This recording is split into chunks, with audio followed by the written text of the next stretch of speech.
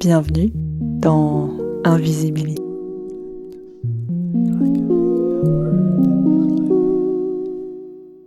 Dans cet épisode, je reçois l'anthropologue David Dupuy. Son livre « L'épreuve de l'invisible, carnet d'anthropologie psychédélique » est l'aboutissement de plusieurs années de recherche académique, notamment une thèse menée sous la direction de Philippe Descola.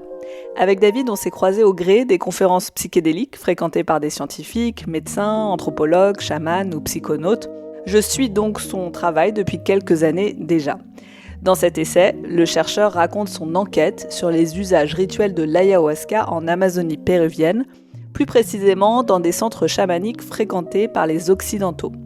Ceux qui suivent le podcast savent que l'ayahuasca est une décoction psychoactive issue du mélange du liane, l'ayahuasca, avec une ou plusieurs autres plantes, comme la chacruna par exemple. Ce breuvage rituel est utilisé par de nombreux peuples autochtones en Amazonie. Et David Dupuy décortique dans son livre les expériences puissantes vécues au fil des ans par les pèlerins, comme il les appelle, qui fréquentent ces centres chamaniques, et par lui-même, et notamment la manière dont elles peuvent bouleverser notre rapport au monde, au vivant, à la guérison ou à la science. Dans cet épisode, on parle entre autres d'anges et de démons, d'exorcisme, des relations que l'on peut tisser avec les plantes et les esprits, et de la frontière poreuse entre réel et imaginaire. Salut David, c'est cool que tu viennes dans Invisibilie, ça fait un moment qu'on ne s'est pas vu, donc merci. Bonjour Natalia, merci pour ton invitation. Alors moi je voulais juste démarrer peut-être un peu avant ta thèse et ce travail que tu as mené, et je le pose cette question souvent aux invités, c'est quand est-ce que tu dirais que ton rapport à l'invisible a commencé? Quand est-ce que tu as une notion que peut-être il y avait autre chose? Est-ce que, je sais pas, dans l'enfance ça a pu devenir, ou plus tard, ou est-ce que c'est avec ce travail-là que t'as commencé à te poser des questions? Alors je me souviens pas de m'être posé vraiment la question de l'invisible avant d'avoir entamé ces enquêtes. Moi, c'était plutôt le visible qui m'intéressait et les transformations du visible, en fait.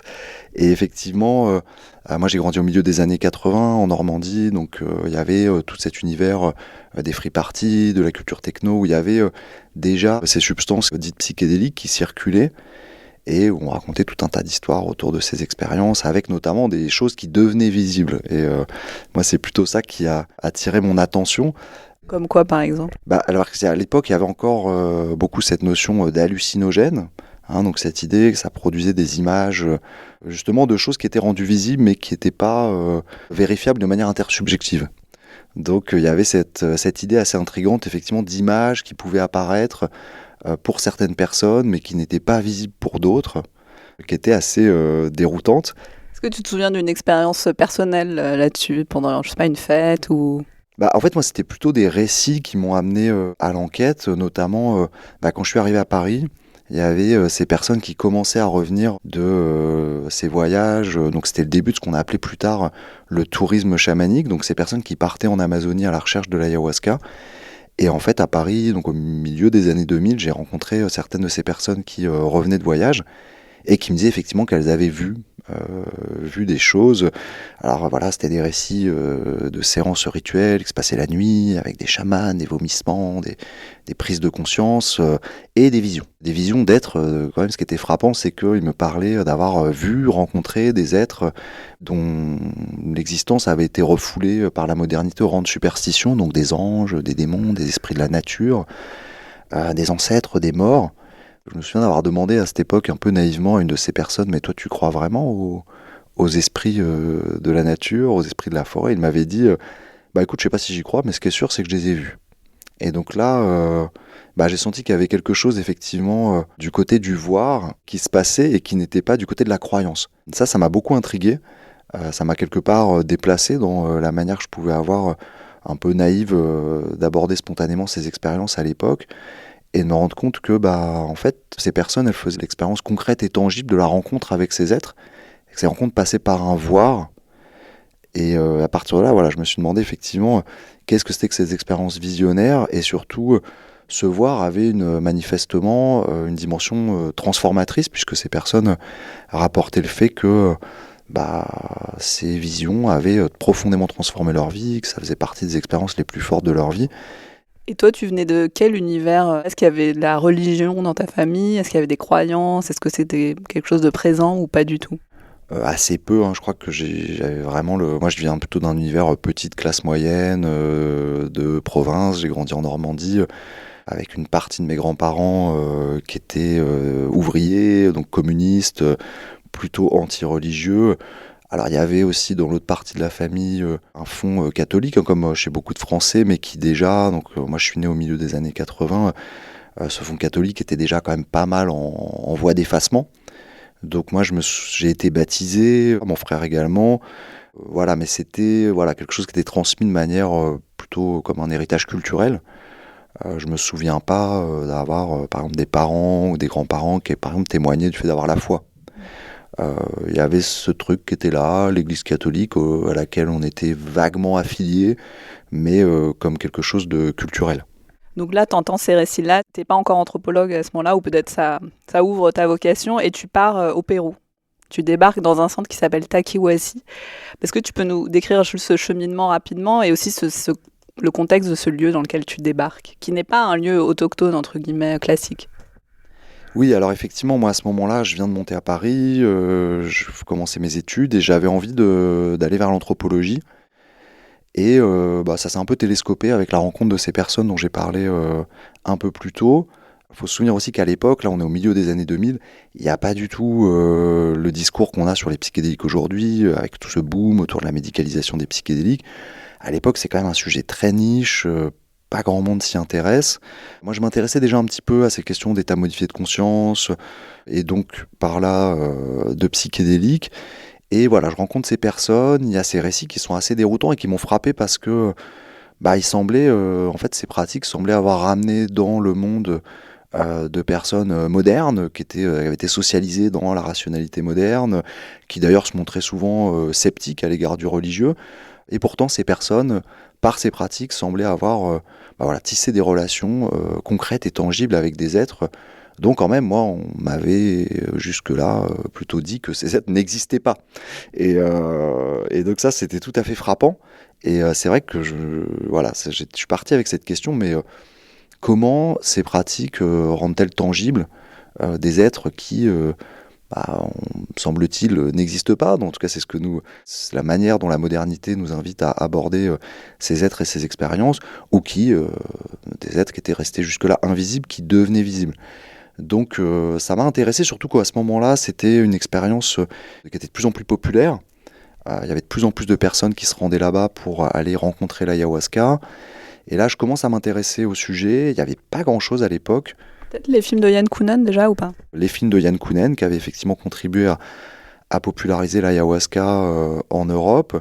Et puis un documentaire qui s'appelait, dans mon souvenir, L'ayahuasca, le serpent et moi, dans lequel apparaissait Taquihuasi. Et donc là, j'ai découvert cette institution qui est effectivement une institution assez hybride, qui a été montée par un médecin français au Pérou au tout début des années 90, et qui ambitionnait de soigner les addictions en articulant la médecine, la psychothérapie et des pratiques rituelles d'inspiration amazonienne, dont l'ayahuasca. Le documentaire était assez fascinant, et je sais pas, j'ai eu l'intuition que c'était une piste, un lieu où je pourrais commencer l'enquête. J'ai tout simplement écrit à Taquihuasi pour voir si on pourrait échanger. Et il se trouve que le médecin français qui a cofondé l'institution était de passage à Paris dans cette période-là. Et donc il m'a répondu rapidement, oui, on peut se voir après-demain. Et donc on s'est retrouvés dans un café à Paris à discuter. Et là, je lui ai partagé l'idée d'éventuellement faire une enquête sur ces Européens qui partent en Amazonie en quête de l'ayahuasca. Et il m'a dit que voilà, ce serait possible, pourquoi pas, il fallait voir un petit peu, déjà faire un peu de repérage, voir comment je sentais les choses. Et bon, il m'avait dit aussi, je me souviens à l'époque, que certaines choses ne s'approchent que par la pratique concrète. Et à ce moment-là, j'avais déjà contacté quelques anthropologues français, notamment Philippe Descola, qui est devenu plus tard la personne qui a dirigé mon travail de recherche. Et l'un de ces anthropologues m'avait dit effectivement que ce serait pas mal d'aller faire un premier séjour pour faire un peu de repérage, en somme, voir un petit peu s'il y avait quelque chose. Et donc voilà, je suis parti comme ça pour un premier séjour. Et puis ça a été le début effectivement de l'aventure et de l'enquête. Donc là, tu rencontres les personnes qui viennent à ce centre, qui viennent faire des des cures, on va dire, ou des séjours, en tout cas de guérison, ou des séjours chamaniques, je ne sais pas comment tu les appellerais. C'est assez intéressant parce que tu les décris comme des pèlerins, c'est le mot que tu utilises. C'est marrant, c'est le mot qu'utilisent aussi pas mal les thérapeutes psychédéliques underground en France, qui travaillent un peu sous le manteau, enfin de manière, parce que c'est illégal, mais ça existe, et ils appellent ça des pèlerins. Ton livre m'a fait penser à ça. Et en opposition au terme de touristes, qui les hérissent un petit peu, parce qu'ils viennent, eux, plutôt en quête de quelque chose, et c'est pas du tout du tourisme, même si on parle du tourisme chamanique. Comment ça t'est venu, cette notion ? Alors effectivement, moi j'avais lu un petit peu quand même les travaux des anthropologues avant de partir là-bas, dans le cadre de ma formation. Donc il y avait deux types de travaux. D'abord les ethnographies classiques des anthropologues qui avaient travaillé sur des populations autochtones, notamment sur l'usage de l'ayahuasca dans les populations autochtones. Et puis des travaux plus récents qui avaient commencé à documenter ces phénomènes. Donc ces Européens, ces Occidentaux qui partaient en Mongolie pour participer à des pratiques d'inspiration chamanique, au Gabon en quête de l'iboga, au Pérou en quête de l'ayahuasca ou en Amérique centrale en quête des champignons psilocybes. Et ces pratiques, elles avaient été principalement décrites et pensées comme des évolutions du fait touristique, des pratiques touristiques, comme des sortes de mobilité à la fois thérapeutique et spirituelle qui pouvaient être comprises depuis la catégorie de tourisme. Alors effectivement, quand je suis arrivé sur le terrain, les personnes que j'ai rencontrées avaient une réaction assez épidermique à ce terme, je l'ai remarqué assez vite, où effectivement, comme je le raconte dans le livre, une de ces personnes, quand elle me voit utiliser ce terme, elle me dit « Non mais moi, je suis pas un touriste, si je voulais aller faire du tourisme, je serais parti à la plage ». Et qui fait effectivement la comparaison avec le pèlerinage, où il dit voilà, là on part, c'est plutôt un voyage spirituel, et on part pour avoir des réponses, sauf, il dit voilà, c'est comme aller voir la Vierge à Lourdes ou partir à la Mecque, sauf que là, la personne qu'on va rencontrer, c'est l'ayahuasca. Et ce que voulait dire cette personne par là, c'est qu'effectivement, souvent ces voyageurs, ils vont longuement préparer leur voyage, ils économisent souvent patiemment, et ce voyage, il est perçu comme aux antipodes d'un voyage d'agrément, qu'ils associent souvent à la notion de tourisme. Effectivement, ces voyages, ils sont motivés par des attentes qui sont très fortes, des attentes bien souvent thérapeutiques d'abord, c'est-à-dire que ces personnes, souvent, elles viennent chercher à soigner quelque chose qu'elles ne sont pas parvenues à soigner dans leur propre société. Donc on va en Amazonie souvent au terme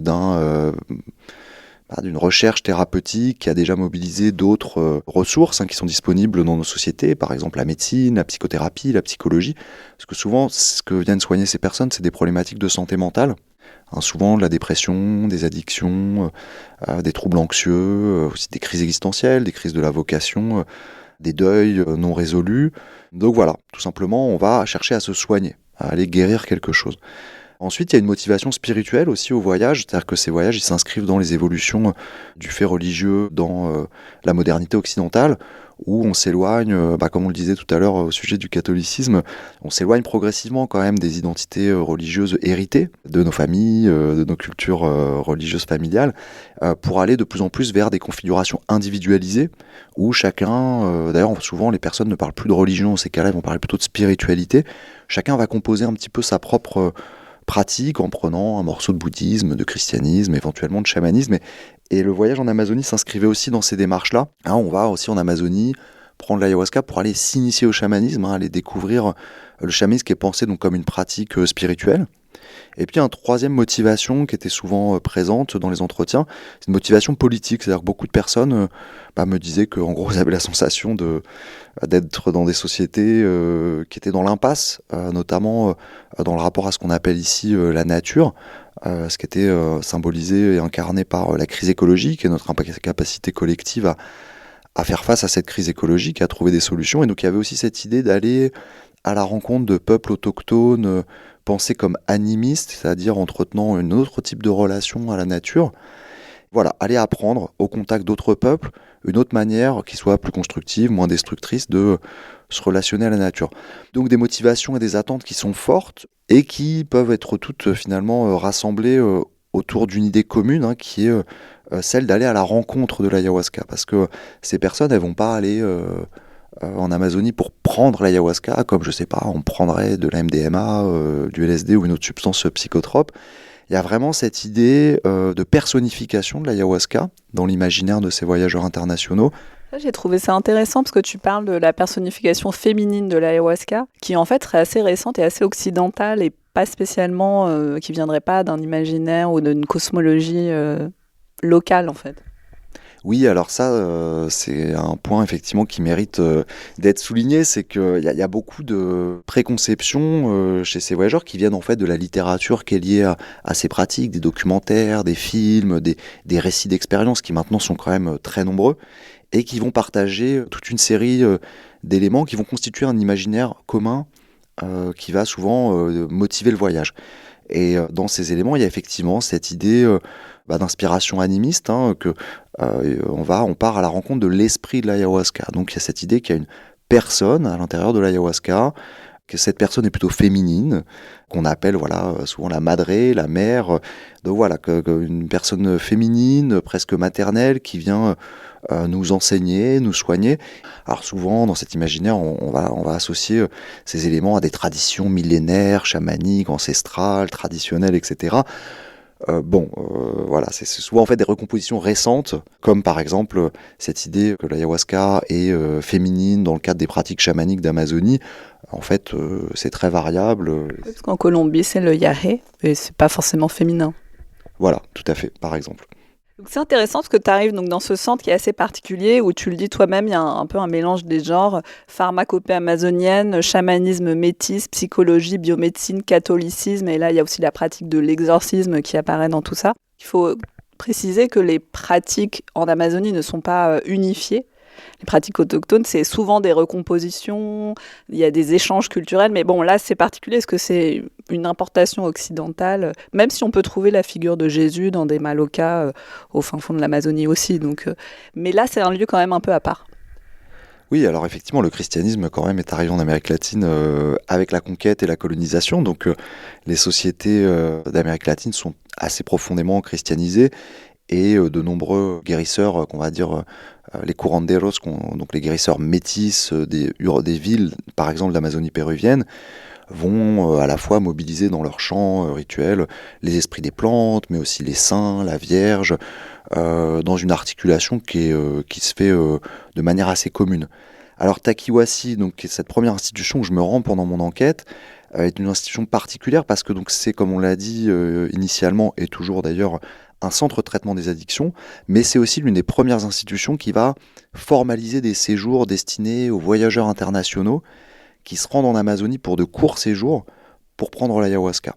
Et en fait, l'institution, qui est déjà installée depuis le début des années 90, va observer, en fait, va voir arriver ces voyageurs et va se mettre à proposer en fait des séjours qu'ils appellent à l'époque donc les séminaires, des séjours de 2 semaines destinés à ces voyageurs, dans lesquels il va y avoir donc des prises de plantes purgatives, d'ayahuasca, des diètes, donc des retraites dans la forêt pendant quelques jours, accompagnés de groupes de parole, de conférences, etc. Donc on va finalement mobiliser des pratiques rituelles d'inspiration amazonienne, la pratique de la purge, du vomissement volontaire, notamment en mobilisant des plantes. C'est une pratique effectivement qui est assez courante en Amazonie. L'usage de l'ayahuasca également, la diète également, donc cette retraite dans la forêt qui va mobiliser des prohibitions alimentaires, relationnelles, sexuelles, qui va accompagner la prise de certaines plantes. C'est aussi une pratique qu'on retrouve beaucoup en Amazonie. Et ces pratiques, elles vont être réinvesties dans des formats et aussi accompagnées d'un sens qui est plutôt étranger aux pratiques autochtones d'Amazonie, qui est celui d'abord de la psychothérapie. Donc on va mobiliser ces substances pour une meilleure connaissance de soi, ce qui se distingue assez radicalement des pratiques autochtones, ça c'est assez frappant. Dans une perspective individuelle, individualiste. Tout à fait, là où dans les pratiques du chamanisme autochtone, on prend l'ayahuasca le plus souvent pour aller au contraire à la rencontre de l'autre, pour aller rencontrer des esprits, tisser des relations d'alliance avec ces esprits à diverses fins. Alors on parle de souvent, dans l'imaginaire occidental autour de ces pratiques, le chamanisme c'est la médecine amazonienne, c'est la thérapie. La pratique du chamanisme peut effectivement mobiliser le champ de la thérapie, mais va mobiliser un champ beaucoup plus large. La pratique chamanique entendue donc comme médiation avec le monde des esprits, qui va éventuellement ou pas d'ailleurs mobiliser des substances psychédéliques selon les contextes, va être mobilisé à différentes fins qui ne sont pas du tout strictement thérapeutiques. D'ailleurs, ça peut être aussi pour rendre malade, les pratiques de sorcellerie, rendre malade, tuer, mais aussi dans le cadre de la pratique de la chasse. On peut aller chercher à rencontrer les esprits du gibier pour rendre la chasse plus giboyeuse. On peut utiliser les pratiques chamaniques pour faciliter la guerre, etc. etc. Donc il y a eu effectivement un façonnement, une transformation de ces pratiques, d'abord suite à la colonisation, et maintenant avec effectivement cette globalisation des pratiques chamaniques qui se fait dans le cadre de ce qu'on a pu appeler le tourisme chamanique. Donc ces pratiques, elles se transforment et elles donnent naissance à des institutions hybrides comme Takiwasi. Donc Takiwasi, c'est effectivement une institution intéressante parce que c'est un médecin français qui s'initie lui-même aux pratiques chamaniques, notamment chez les Lamistas de la région de San Martín, en haute Amazonie péruvienne, qui va travailler aussi avec des guérisseurs locaux et qui va essayer d'intégrer ces pratiques en articulant la psychothérapie et le chamanisme métis de la région. Ça, c'est un premier niveau. Et puis, il y a aussi effectivement l'histoire longue de l'institution que je vais découvrir en fait quand j'arrive sur place, puisque moi, au départ, quand je prends connaissance de l'existence de Takiwasi, voilà, ça se présente comme un centre un peu pionnier qui articulerait ce qu'ils appellent médecine traditionnelle amazonienne, la médecine, la biomédecine et la psychothérapie. Et effectivement, une fois sur place, je découvre la place importante qui est accordée au catholicisme, qui s'exprime à travers les pratiques rituelles. On va effectivement mobiliser le crucifix, des prières d'exorcisme, l'eau bénite, il y a des messes avant la prise d'ayahuasca. Il y a un prêtre catholique qui participe bien souvent au rituel d'ayahuasca, et puis qui va s'exprimer aussi dans ce qu'on appelle la théorie étiologique, c'est-à-dire la manière dont on pense l'origine du mal, de la souffrance, qui, à Takiwasi, va s'appuyer sur la notion d'infestation, donc qui est une catégorie, on va dire, de possession mineure. Donc l'infestation, c'est cette idée que certaines actions, notamment des infractions socio-morales, par exemple la prise de psychotropes sans cadre rituel, alors dans les catégories locales, à Takiwasi, il y a cette idée que ça va ouvrir ce qu'ils appellent le corps énergétique, et qui va permettre à des entités malveillantes de nature spirituelle et démoniaque d'entrer dans le corps du participant et ensuite de l'influencer dans ses pensées, dans ses désirs, dans ses actions. Et donc à Takiwasi, j'observe assez vite qu'on interprète des choses comme l'addiction par exemple à l'aune de ce modèle de l'infestation, où par exemple on va rendre compte de l'addiction et notamment de ce mystère de l'addiction qui est que à la fois je veux arrêter de fumer et en même temps je continue à fumer. Tout simplement c'est parce qu'on est plusieurs. On est plusieurs à l'intérieur. C'est-à-dire que moi j'ai vraiment envie d'arrêter de fumer, mais il y a quelque chose en moi qui n'est pas moi, qui m'influence et qui fait que je fume. Et j'observe assez vite aussi dans les rituels des séquences de possession démoniaque, comme je le raconte dans le livre, et des séquences d'exorcisme. Ce qui, effectivement, moi, me surprend beaucoup parce que j'avais rien lu, en fait, sur Takiwasi à l'époque, avant de partir, qui décrivait ce genre de choses. Et moi, j'étais parti plutôt, effectivement, dans une perspective anthropologie de la nature. Voilà, on va travailler sur les relations entre les humains et le végétal. Et il y a cette question des démons, de la possession et de l'exorcisme qui apparaît au premier plan. En fait, cette pratique occidentalisée, on va dire, du rituel, fait intervenir une forme de discours très précis. Et tu décris qu'à un moment donné, donc tu passes pas mal de temps là, tu participes à des cérémonies, puis à un moment donné, tu prends un peu le large et tu décides d'aller rencontrer un autre chaman, Winston, qui est une expérience très très différente pour toi, et qui est plus une expérience que j'ai eue, où j'ai vu qu'en fait, quand tu vas dans une communauté, on parle assez peu de l'expérience, on te met dans l'expérience, le chaman évidemment prend soin de l'espace, protège l'espace, vient apaiser s'il y a besoin par des techniques assez précises. Mais après, on n'en parle pas spécialement et chacun, et même eux, ne racontent pas leurs expériences. C'est quelque chose de plutôt qui se fait de manière plus secrète, ou en tout cas moins discursive, on va dire. Et donc là, tu arrives et tu as une expérience très différente. Et l'ayahuasca t'apparaît comme une personnalité beaucoup plus bienveillante. Oui, alors effectivement, sur ce point de la mise en langage de l'expérience, ça effectivement c'est un des traits qui caractérise ces pratiques émergentes et qui les distingue de la plupart des pratiques autochtones qui vont quand même souvent entourer ces pratiques du secret ou en tout cas d'une certaine discrétion. Voilà, il y a cette idée quand même d'intimité dans la relation avec les esprits. Il y a parfois cette idée que si on en parle, ça fait perdre son pouvoir à la relation. Et effectivement, les Occidentaux ont souvent besoin de parler, ont souvent besoin de décrire leurs expériences. Souvent, c'est des expériences aussi qui sont quand même un peu déstabilisantes, un peu confusantes.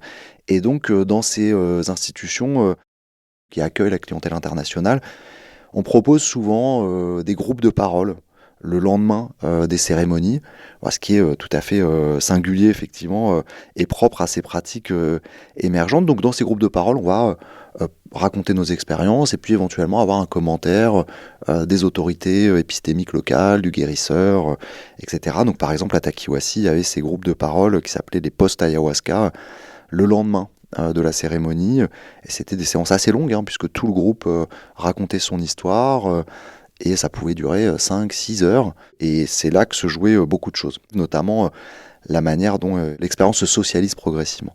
Et effectivement, donc moi j'observe ces expériences de possession assez vite au cours des rituels à Takiwasi. Donc des expériences assez impressionnantes quand même, vraiment... Voilà, des gens qui perdent le contrôle de leur corps, qui hurlent, qui changent de voix. Vraiment des trucs genre le film L'Exorciste, quoi. C'est assez fort, assez étonnant, assez déstabilisant. Et je vais demander à la fin d'une de ces cérémonies, qu'est-ce que c'est que ça? À l'un des guérisseurs, qui me dit, écoute, voilà, c'est le monde spirituel. On a un peu oublié ça en Occident, mais voilà, il y a un monde spirituel. L'ayahuasca le rend visible. Et ce monde spirituel, il est habité. Et comme tu as pu le voir, il n'est pas habité que par de bonnes choses. Voilà. Donc une hypothèse réaliste, qui est que ces êtres existent, ils sont habituellement invisibles, ils sont rendus visibles par l'ayahuasca. Et qui sont nommés parce que finalement, peut-être qu'il peut y avoir cette idée à d'autres endroits, mais là on appelle ça des démons. Oui, on y reviendra peut-être, mais justement c'est dans ces groupes de parole que va se faire la détection de ces entités. Donc dans les groupes de parole qui se tiennent au lendemain des cérémonies, la personne raconte son expérience et un guérisseur va proposer une interprétation qui peut se faire à plusieurs niveaux. C'est un premier niveau qui est psychologique. On va aborder l'expérience de l'ayahuasca un peu comme on le fait aujourd'hui dans les thérapies psychédéliques, comme une sorte d'expérience projective, où finalement, si on a ressenti beaucoup de peur, ça nous dit quelque chose de peut-être que cette peur, elle est là, elle est agissante au quotidien, et ça permet de mieux la comprendre. Un deuxième niveau d'interprétation qui va être une interprétation symbolique. Voilà, tu t'es transformé en jaguar, qu'est-ce que représente le jaguar, etc. Qu'est-ce que ça dit de toi?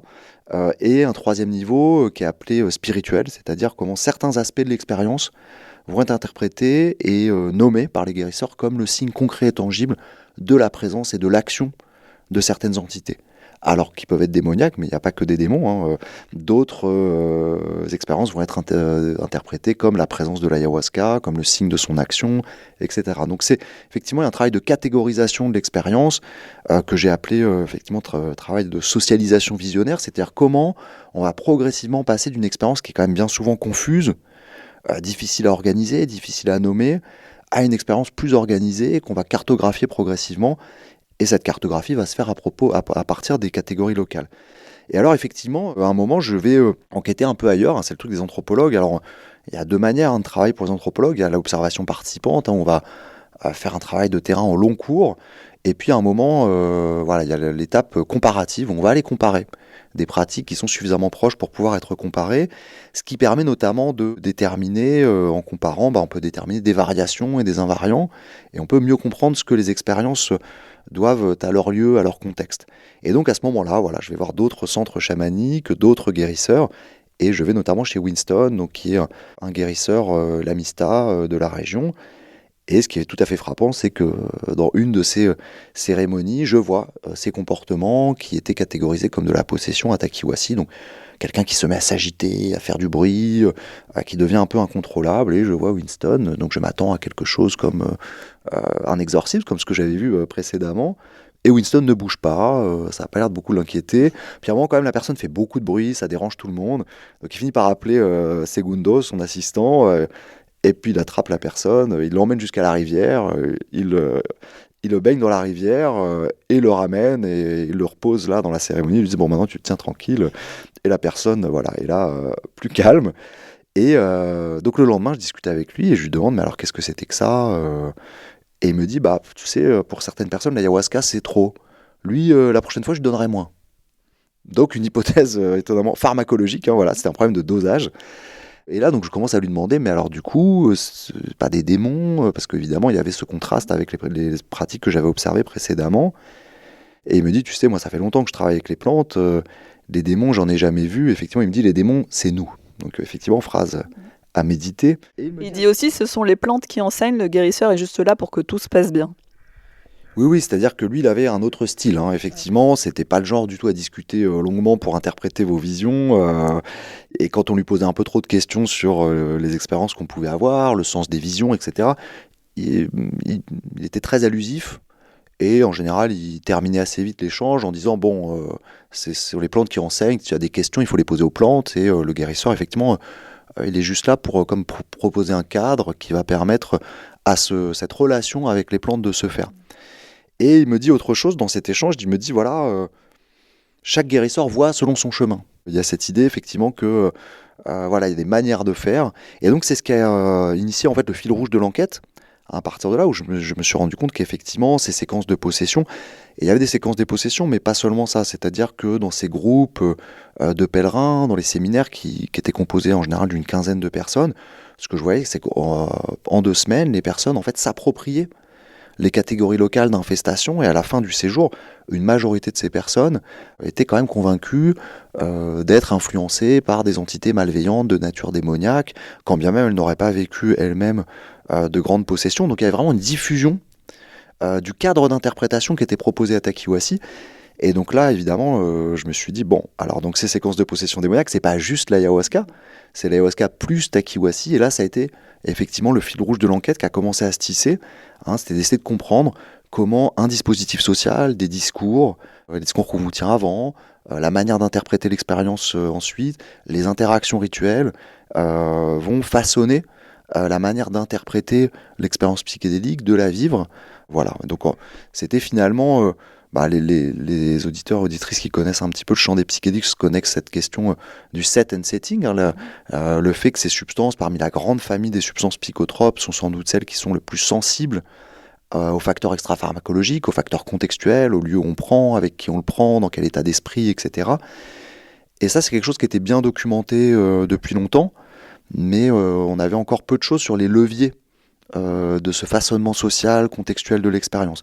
Et donc finalement, moi j'ai abordé l'étude aussi de ces centres chamaniques et les différences entre les expériences d'ayahuasca dans ces différents centres, comme une manière d'explorer les soubassements du set and setting, donc ce que j'ai appelé la socialisation visionnaire. Tu parles aussi enfin, il y a aussi cette question qui irrigue ta recherche, qui est est-ce que c'est vrai ou pas, est-ce que c'est réel ou pas, qu'est-ce qu'il faut en penser, qu'est-ce qu'on en pense, et tu soulèves 4 hypothèses sur cette expérience visionnaire que je trouvais super intéressante. Au final, tu tranches pas, tu proposes une nouvelle voie. Mais est-ce que tu peux nous décrire rapidement ces 4 hypothèses ?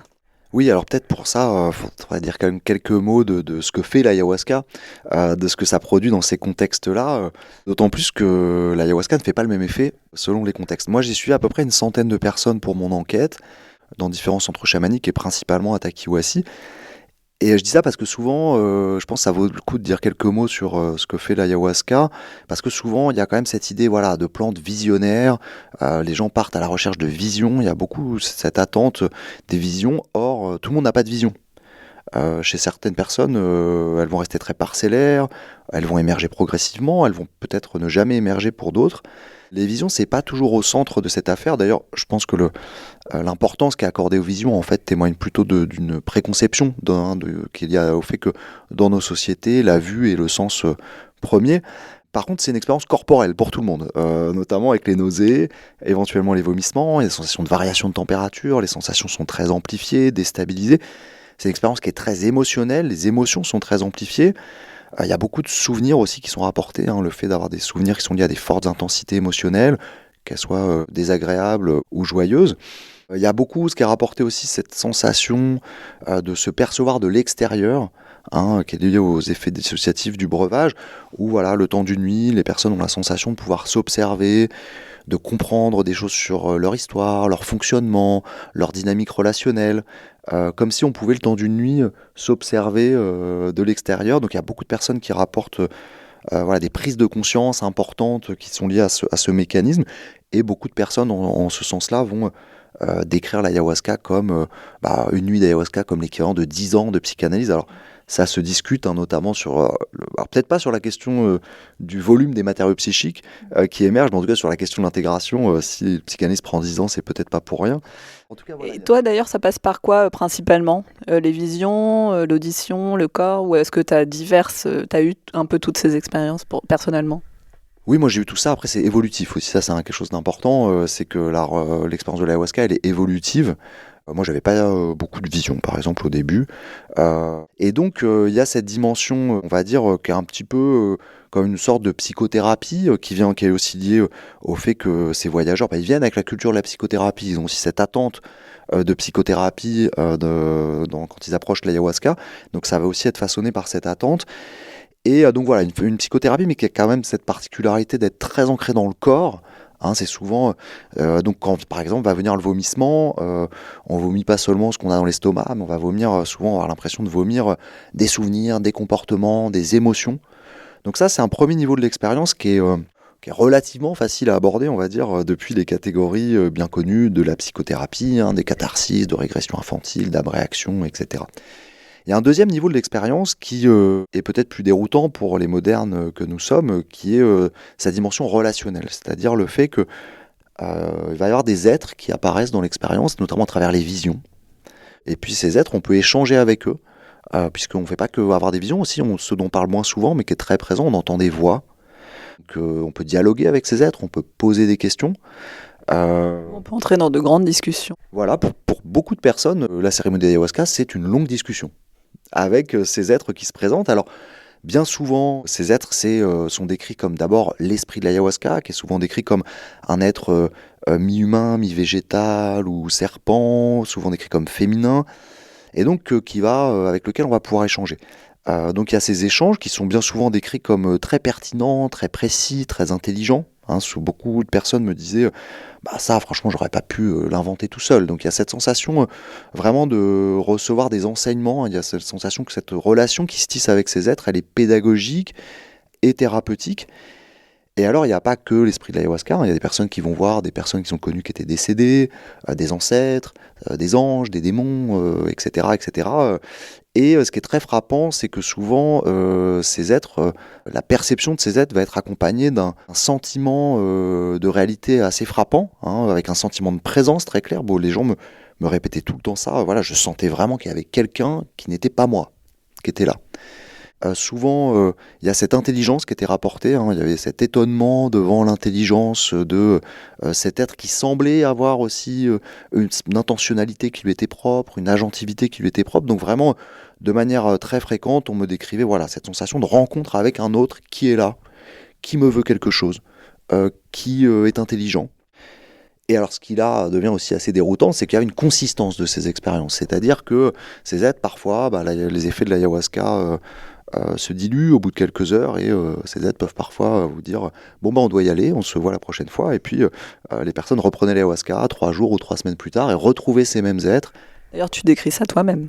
Voilà, poursuivre le dialogue. Il peut même y avoir de la réflexivité, hein, où ces êtres éventuellement vous font la remarque sur est-ce que vous avez suivi les conseils qu'ils vous ont donnés précédemment. Donc ça, c'est un petit peu le tableau général à grands traits, l'expérience de l'ayahuasca. Et donc effectivement, notamment face à la question de ces êtres qui émergent dans ces expériences, il y a plusieurs types d'hypothèses qui ont été proposées, dont j'essaie de faire l'état dans le livre. D'abord des hypothèses culturalistes, hein, en fait, l'expérience visionnaire, c'est une sorte de projection culturelle. Hein, je vois la Vierge parce que je suis de culture catholique, je vois l'esprit de l'ayahuasca parce qu'on m'a parlé de l'esprit de l'ayahuasca, que j'y étais préparé dans cette culture partagée des voyageurs en quête de l'ayahuasca. Une deuxième hypothèse qui est une hypothèse psychologique, c'est-à-dire que l'expérience de l'ayahuasca serait une sorte de projection psychologique. Si on part d'un point de vue d'un cadre freudien, de projection, de conflits intrapsychiques, comme une sorte de théâtre visionnaire qui mettrait en scène nos dynamiques intérieures. Dans une perspective plus jungienne, certains vont défendre la notion d'archétype, etc. Des hypothèses neurobiologiques. Les chercheurs de ce champ vont examiner les propriétés neuropharmacologiques de l'ayahuasca et certains chercheurs ont proposé des hypothèses qui sont liées donc à l'idée de modules cognitifs qui seraient activées par les propriétés neuropharmacologiques spécifiques de l'ayahuasca, qui par exemple activeraient et surstimuleraient les motifs liés à la détection des visages, de l'agentivité, ce qui expliquerait pourquoi on voit des êtres, notamment les serpents. Alors là, il y a des explications un peu de psychologie évolutionniste. Alors là, faut rentrer dans le livre pour. Ouais, je vous invite vraiment à lire le livre parce que là, on brosse à grands traits, mais la figure du serpent est super intéressante parce qu'elle se trouve à ce carrefour justement. Sachant que oui, c'est ce que je voulais préciser, l'ayahuasca, il y a plein de manières en plus de faire l'ayahuasca, de la préparer, donc les propriétés pharmacologiques peuvent évoluer aussi. Oui, parce qu'effectivement, la recette de l'ayahuasca, on a un peu simplifié les choses. En Europe, souvent, on présente ça comme le mariage de deux plantes, l'une qui contient du DMT et l'autre de l'IMAO qui permet au DMT d'être actif par voie orale. Mais en fait, l'ayahuasca, il y a beaucoup de mélanges différents. Il y a parfois de l'ayahuasca avec simplement la liane ayahuasca, qui ne contient pas le fameux diméthyltryptamine, qui est soi-disant le principe actif de l'ayahuasca. Il y a beaucoup de recettes, c'est assez complexe, ce qui fait d'ailleurs que c'est difficile à utiliser en contexte expérimental. Voilà. Et par rapport à ces hypothèses, donc l'hypothèse neurobiologique, et puis une quatrième hypothèse qui est l'hypothèse réaliste, qui est que tout simplement ces êtres existent. Ils sont là, mais ils sont habituellement invisibles, et l'ayahuasca les rend visibles.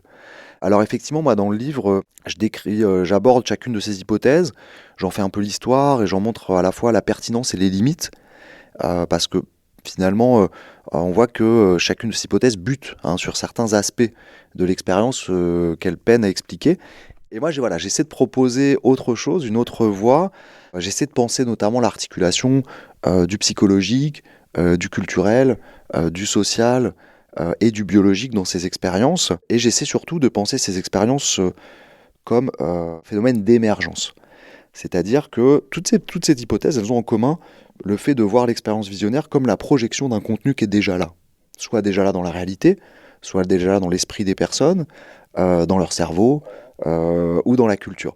Moi, ce que j'essaie de montrer, c'est que finalement, il y a quelque chose qui se passe dans la rencontre entre les facteurs culturels, psychologiques, biologiques et sociaux dans l'ayahuasca, où finalement toutes ces polarités se transforment mutuellement au point qu'il devient très très difficile de savoir qu'est-ce qui agit sur quoi. On rentre dans ce que j'appelle un champ d'inséparation, où finalement ça devient très difficile de savoir est-ce que c'est le social qui influe sur le pharmacologique, est-ce que c'est le pharmacologique qui influe sur le psychologique, etc.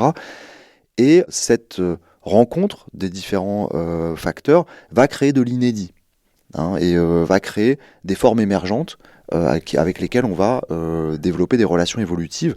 Alors là, je ne peux pas trop rentrer dans le détail, effectivement, faut aller voir le livre pour voir plus précisément de quoi il est question.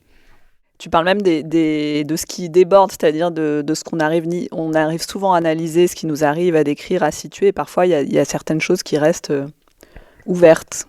Effectivement, ça m'a paru important de souligner ça, que on passe des années en tant que chercheur à essayer de construire des modèles les plus précis, les plus justes possibles, les plus adaptés à nos observations. Et en même temps, ça déborde toujours. C'est-à-dire qu'il y a aussi toute une série d'expériences que je ne peux pas expliquer à partir du modèle que je propose. Et ça, il me semble que c'est un point important parce que y a quelque chose dans l'ayahuasca qui est assez frappant. C'est qu'à chaque fois qu'on essaie de mobiliser un modèle pour expliquer l'expérience, on est toujours défait. C'est-à-dire que l'expérience vient toujours nous amener à une complexité supérieure. Et c'est d'ailleurs aussi ce qui fait que c'est un objet d'étude absolument fascinant, c'est qu'il y a une invitation à toujours aller plus loin dans les tentatives d'explication qui sont toujours temporaires et limitées. Donc effectivement, ça déborde, même si on peut quand même rendre compte de l'expérience, notamment du façonnement social de l'expérience, comme j'ai essayé de le faire dans le livre. Et alors, à un moment donné, tu rentres à Paris, je voudrais juste parler de ça quand même, c'est sur les réticences et tous les freins que tu as pu avoir quand tu es rentré. Tu parles de la Mivilude notamment, qui vient un petit peu regarder, alors tu décris presque, moi je vois une scène de film où tu le décris un peu comme une scène de film où tu as ce membre de cette organisation de lutte contre les dérives sectaires qui dit « Pensez à vous, vous êtes jeune, ce sont des enjeux qui vous dépassent, comme pour te décourager, et tu dis qu'il disparaît sous la pluie. » Enfin, moi j'adore parce qu'on arrive à visualiser le truc, mais du coup, il y a une menace un petit peu, quelque chose de diffus qui vient essayer de te stopper. Oui, donc je raconte dans le livre effectivement, un moment où je rentre en France en pensant que je vais pouvoir me reposer du terrain. Et je découvre qu'en fait, effectivement, le terrain ne s'arrête pas et que je suis un petit peu contraint par les faits, la situation à étudier la réception française. Alors moi, je me suis lancé dans cette enquête, j'avais pas beaucoup lu sur l'ayahuasca, et j'avais pas pris conscience, je pense, de disons la situation politique qu'il y avait autour de l'ayahuasca à l'époque. Alors il faut savoir que moi, quand je commence l'enquête, 2008-2009, l'ayahuasca vient d'être classé comme au tableau des stupéfiants en 2005 en France. Et la Miviludes, donc la mission interministérielle de vigilance et de lutte contre les dérives sectaires, vient de tirer la sonnette d'alarme dans ses rapports sur ce qu'elle appelle les dérives du néo-chamanisme, avec cette idée que l'ayahuasca pourrait être utilisé comme donc, outil de manipulation mentale, d'emprise, par des groupes sectaires. Et effectivement, donc en rentrant en Europe, en France, j'essaie un moment d'entrer en relation avec la Miviludes pour, notamment dans le cadre de l'organisation d'un séminaire autour de l'ayahuasca. Et voilà, on m'oppose une fin de non-recevoir. J'ai jamais rencontré en fait des personnes de la Miviludes, donc cette personne appartenait pas à la Miviludes, mais à un autre organisme d'État. Et effectivement, j'essaie de rencontrer des personnes, du coup, des associations de lutte contre les sectes, qui me disent avoir reçu beaucoup de plaintes liées à l'ayahuasca. Et effectivement, le dialogue avec ces institutions est très difficile. Et je comprends assez vite que finalement, ce qui rend ce dialogue difficile, c'est le fait que j'ai mené cette enquête comme un anthropologue, c'est-à-dire sur le mode de l'observation participante. Et que le fait d'avoir participé, d'ailleurs très souvent en fait, en début d'entretien, on me demandait, bon, est-ce que vous avez pris l'ayahuasca ? Oui. Est-ce que vous avez pris l'ayahuasca à Takiwasi ? Oui. Or, il faut savoir qu'à ce moment-là, Takiwasi était apparu dans les rapports de la Miviludes comme une sorte d'exemple de dérive sectaire mobilisant l'ayahuasca. Donc une fois que j'avais dit que j'avais pris l'ayahuasca à Takiwasi, je voyais bien que, en gros, la discussion était terminée, le soupçon était sur moi et j'étais nécessairement sous l'emprise de ce groupe.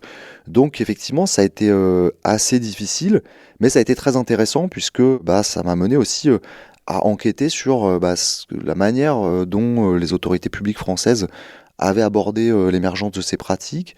Et comme je le propose dans le livre, d'essayer de mieux comprendre comment l'ayahuasca a pu être pensé en France, parce qu'il faut savoir qu'à la même période aux États-Unis, on autorise l'ayahuasca au contraire dans le cadre de pratiques religieuses. Donc on voit bien que là, il y a des cultures nationales qui jouent. Donc voilà, il y a un chapitre dans le livre qui effectivement essaie de rapporter les résultats de cette enquête, comment on est arrivé en France à cette situation avec l'ayahuasca pour mieux comprendre le traitement qui était réservé à ces pratiques dans notre pays.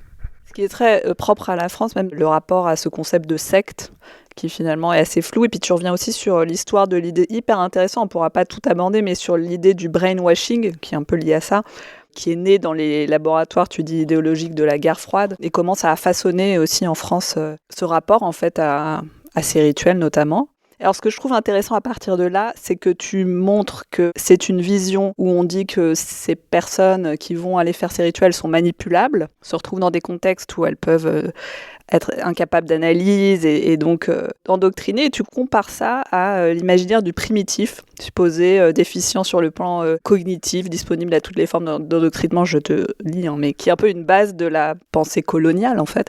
Je trouvais ça vraiment intéressant. Et en fait, ce que tu montres, c'est que c'est l'inverse. C'est pas du tout un endoctrinement.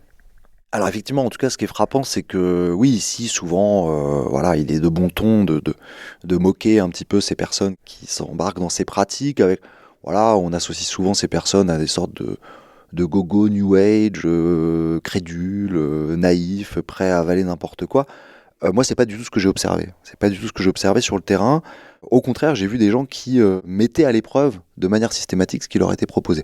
Alors, tu sais, quand tu vis en Amazonie parce que, je sais pas, tu essaies d'arrêter une substance addictive ou que tu traînes des histoires de dépression depuis quelques années et qu'un guérisseur te dit oui, là, tu sais, hier dans la nuit d'ayahuasca, j'ai vu que tu as un démon et en fait, ton problème, c'est que tu es infesté par un démon.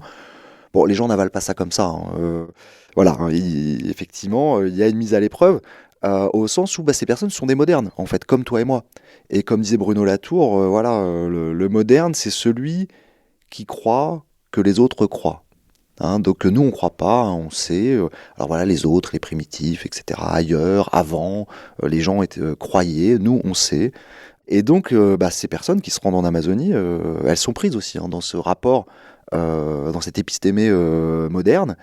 Et donc, effectivement, elles vont aller vérifier. Et c'est très intéressant, ce que je décris dans un chapitre, effectivement, que la manière dont ces personnes mettent à l'épreuve les propositions des guérisseurs, hein, notamment quand on va aller vérifier est-ce que j'ai vraiment un démon, est-ce que c'est vraiment ça l'origine de mes problèmes.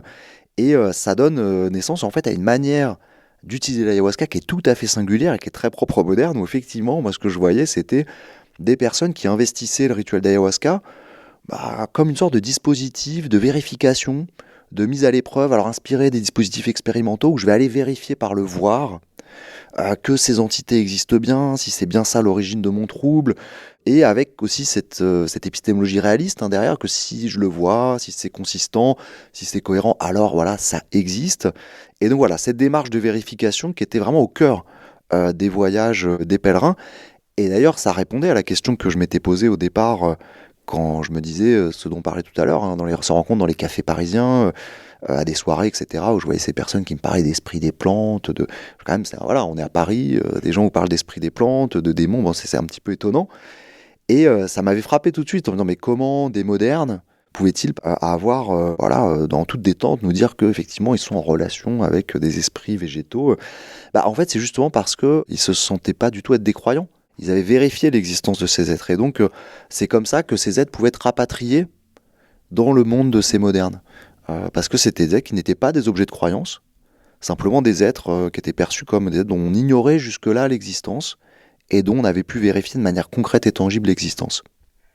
Finalement, ça contrevient au modèle moderne en soi, qui est une certaine idée de ce qu'est un sujet.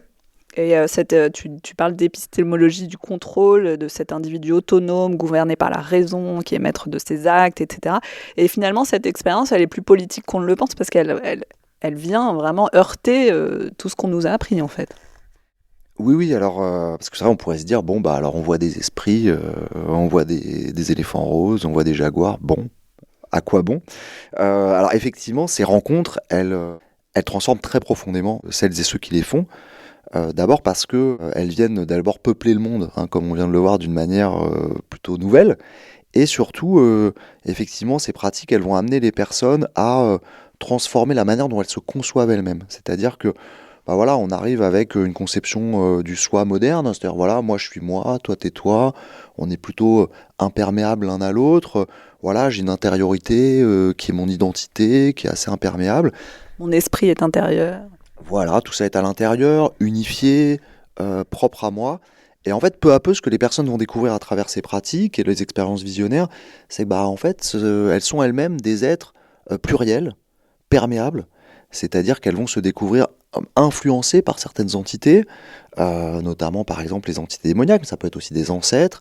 Et donc typiquement, ce que je voyais, c'est comment des personnes découvraient l'existence et l'influence de ces êtres dans les cérémonies, mais les cérémonies servaient ensuite de support pour repenser leur rapport à elles-mêmes dans leur vie quotidienne. Et donc, je voyais comment ces personnes, finalement, il y a certaines de leurs pensées, de leurs émotions qu'elles auraient habituellement imputées à, voilà, c'est mes pensées, mes émotions. Par exemple, j'ai envie d'arrêter de fumer, mais pourtant j'ai cette envie de fumer.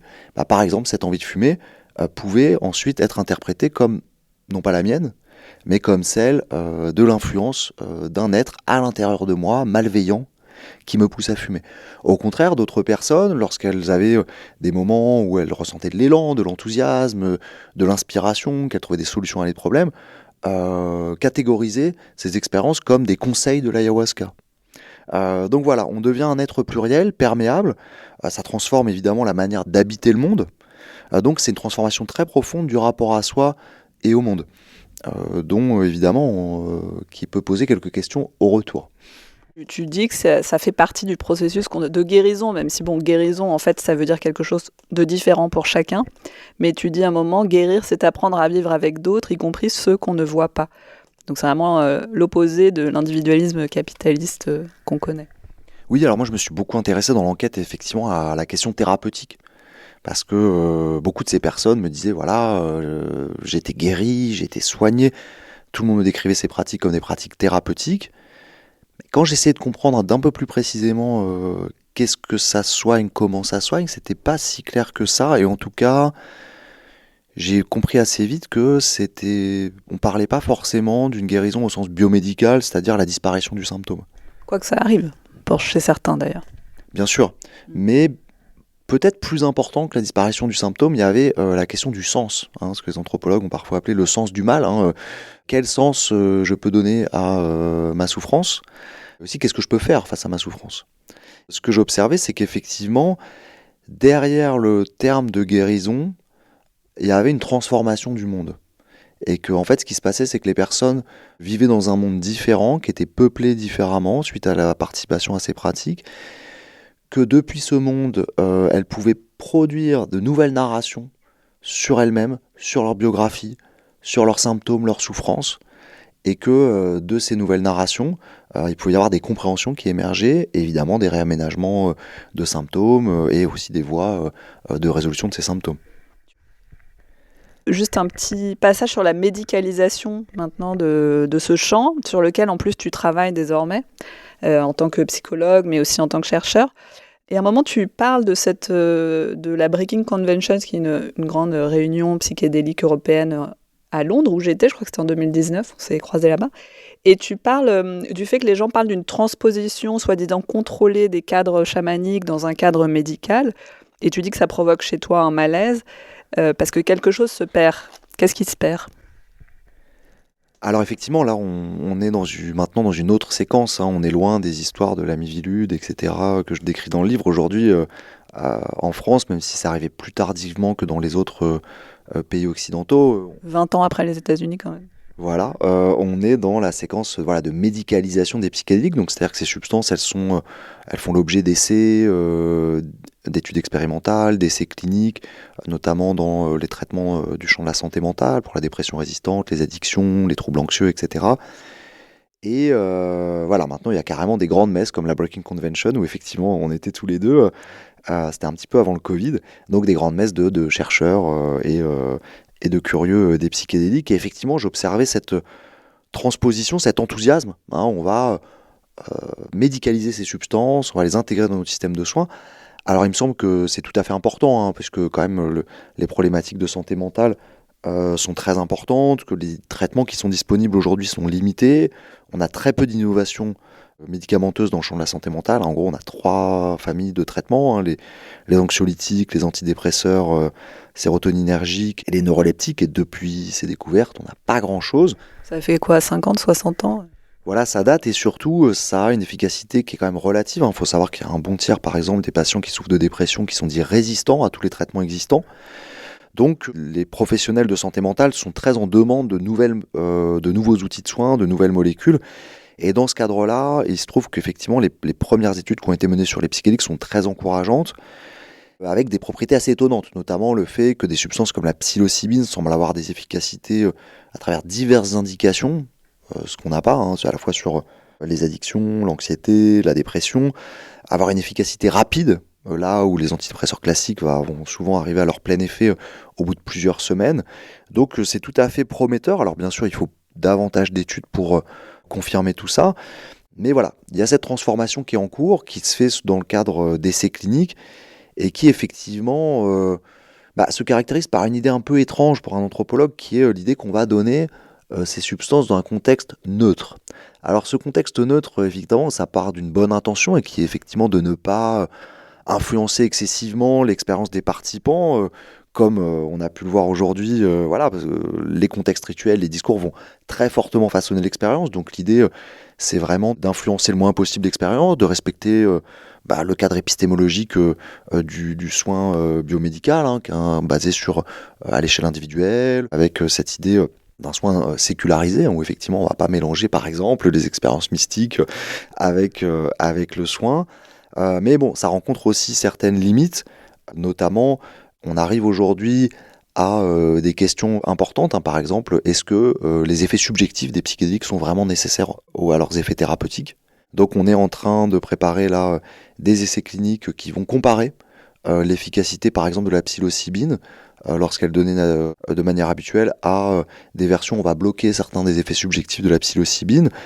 Ce qui pose question, puisque pour de nombreuses personnes, c'est justement l'expérience subjective qui va nourrir la dynamique thérapeutique qui est associée à ces substances. Comme tu le montres quand même assez largement dans le livre, je trouve. Tu parles de la question qui rend fou, et tu dis que toi-même, tu as renoncé à chercher à trancher entre le réel et l'imaginaire. et que Winston, le chaman, te dit c'est bien, t'avances. Le fait de renoncer à cette question, c'est déjà un grand pas. Je me demandais, pour terminer, et c'est la question que je pose un peu à tous les invités, mais comment aujourd'hui, pour toi, se nourrit ta relation avec l'invisible ? Est-ce qu'il y a une relation qui se poursuit ?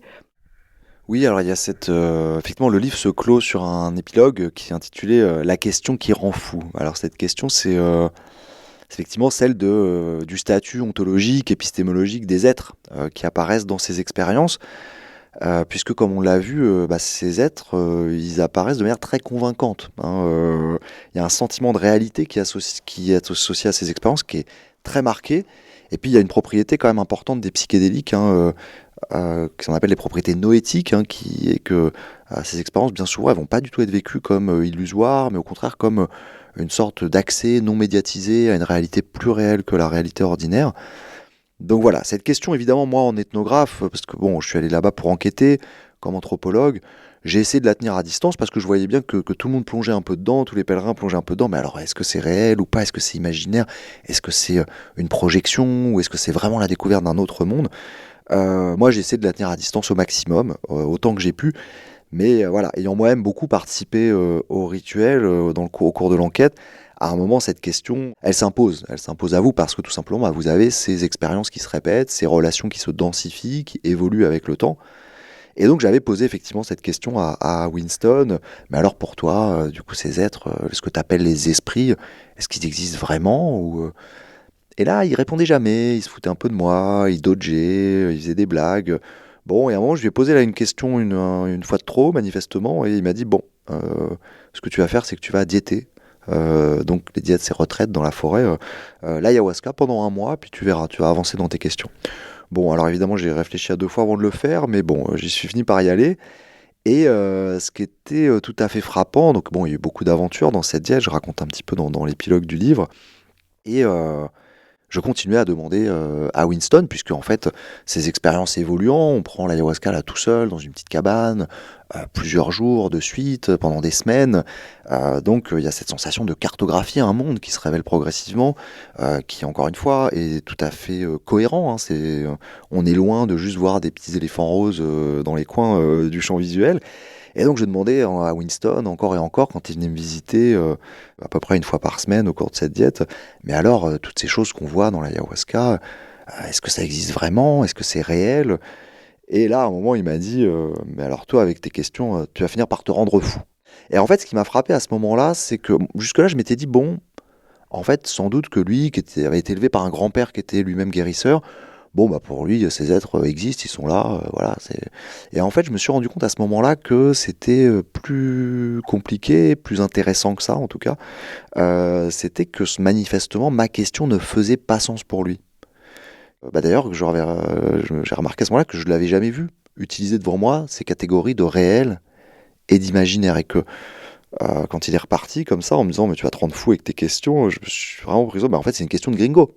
En fait c'est une question héritée de ma condition moderne qui est associée donc à cette épistémologie réaliste qui façonne pour partie la modernité, c'est-à-dire ce besoin qu'on a de partager les phénomènes, les expériences, le monde entre ce qui est réel et ce qui est imaginaire, et que lui manifestement ne voyait pas la nécessité de mobiliser ces catégories. Mais ce qui était frappant, c'est qu'il me posait des questions. Il répondait pas à mes questions, mais il me posait des questions qui étaient d'autres questions, et qui portaient toutes sur la nature de la relation que j'entretenais avec ces êtres que je pouvais rencontrer dans l'expérience. Et notamment, il me proposait des métaphores de chasse. Il me dit voilà, ces êtres-là, attention, il ne faut pas en devenir la proie. Les métaphores de cavalier, il faut guider, c'est important de s'ouvrir à l'ayahuasca, mais il faut la guider comme on guide un cheval, etc. Et toutes ces remarques revenaient au même point, qui était quelle est la relation qu'on entretient avec ces êtres, et quelque part développer une sorte d'hospitalité vigilante en s'inquiétant toujours quand même d'une relation qui ne tournait pas à notre désavantage. Et donc finalement, en fait, ces échanges avec Winston et l'expérience de sa diète m'a progressivement fait abandonner cette question réelle ou imaginaire qui d'ailleurs en fait n'a sans doute pas de réponse, qui est plutôt une sorte d'impasse dans laquelle on est conduit du fait de notre épistémologie réaliste, et m'a fait m'intéresser à des questions beaucoup plus importantes, du type qu'est-ce que ces expériences me font et qu'est-ce que j'en fais. Et à partir de là, effectivement, tu me demandes ce qui est resté. Ça, c'est resté, par exemple. Je me suis plus jamais posé ces questions-là. Et voilà, et après, alors par rapport à ce qui reste, oui, il y a des choses... Alors, c'est pas tant ce qui reste, c'est quelle relation t'entretiens maintenant avec l'invisible et qu'est-ce qui le nourrit? Alors moi, encore une fois, j'ai pas trop cette idée d'invisible à titre personnel. C'est plutôt effectivement que ces pratiques, elles élargissent les seuils du visible, du pensable, du praticable. Donc effectivement, comme je le dis à la fin du livre, voilà, il y a une voix qui est restée, hein, et voilà, voix avec laquelle, comme je dis, que maintenant j'accueille lorsqu'elle vient comme une vieille amie de passage, que l'on accueille sans lui demander d'où elle vient. Voilà. Voilà comment se conclut le livre et voilà comment je conclurai. Le dialogue se poursuit, alors, si je comprends bien. Merci David, merci beaucoup d'avoir pris le temps de parler de tout ça. Je vous invite vraiment à lire ce livre qui est passionnant. Merci beaucoup. Merci à toi pour ton invitation.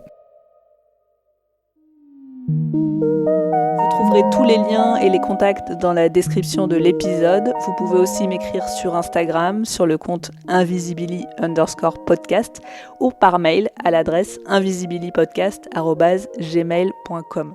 Si vous avez aimé l'épisode, n'oubliez pas que vous pouvez vous abonner, commenter sur les plateformes, mettre 5 étoiles, partager. C'est comme ça que ce podcast qui est entièrement autoproduit pourra se développer et grandir.